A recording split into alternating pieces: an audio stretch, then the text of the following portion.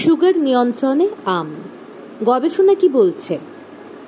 এর আগের ভিডিওতে আমের পুষ্টি উপাদান বিশ্লেষণ করে ডায়াবেটিস নিয়ন্ত্রণে আমের ভূমিকা জেনেছি সুগার নিয়ন্ত্রণ করতে চাইলে দিনে কত গ্রাম আম খাওয়া উচিত, আমকে কিভাবে সুগার কমানোর উপায় হিসেবে ব্যবহার করতে পারবেন।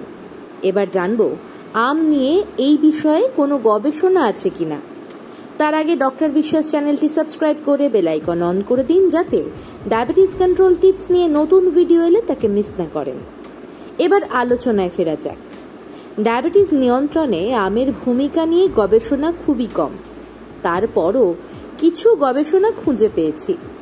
ন্যাশনাল লাইব্রেরি অফ মেডিসিন জার্নালে 2014 অগস্টে একটি গবেষণাপত্র পেয়েছি।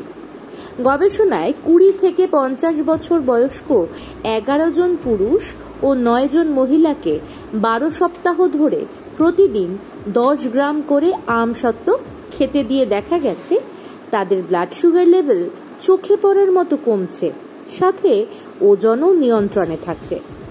সায়েন্স ডিরেক্ট জার্নালের একটি রিভিউ আর্টিকেলে 28টি গবেষণাপত্রের বিশ্লেষণ থেকে দেখা যাচ্ছে আমের পাতায় 31%, আমের রসালো অংশে 38%, বীজে 7%, খোসায় 14%, বাকলে 7% অ্যান্টিডায়াবেটিক উপাদান থাকে।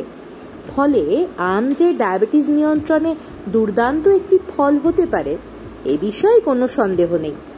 তাছাড়া একাধিক গবেষণা থেকে দেখা যাচ্ছে যারা ভাত রুটির মতো অত্যাধিক স্টার্চযুক্ত খাবার কম খেয়ে আমের মতো ফল খান তাদের টাইপ 2 ডায়াবেটিস হওয়ার সম্ভাবনা কম, আর হলেও তা নিয়ন্ত্রণ করা সহজ হয়। তবে এইটুকু জেনেই আম খেতে শুরু করলে ভুল করবেন। আমের ক্যালোরির 90%ই কিন্তু আসে সুগার থেকে, তাই আম খাওয়ার আগে দিনে কতটা ও কিভাবে আম খাবেন তা ভালোভাবে জেনে নিন। তার জন্য বাম দিকের ভিডিওটি দেখুন, আর ডান দিকের ভিডিওতে আছে আমের সাথে কোন কোন ফল একেবারেই খাওয়া উচিত না। সাথে থাকুন, সুস্থ থাকুন।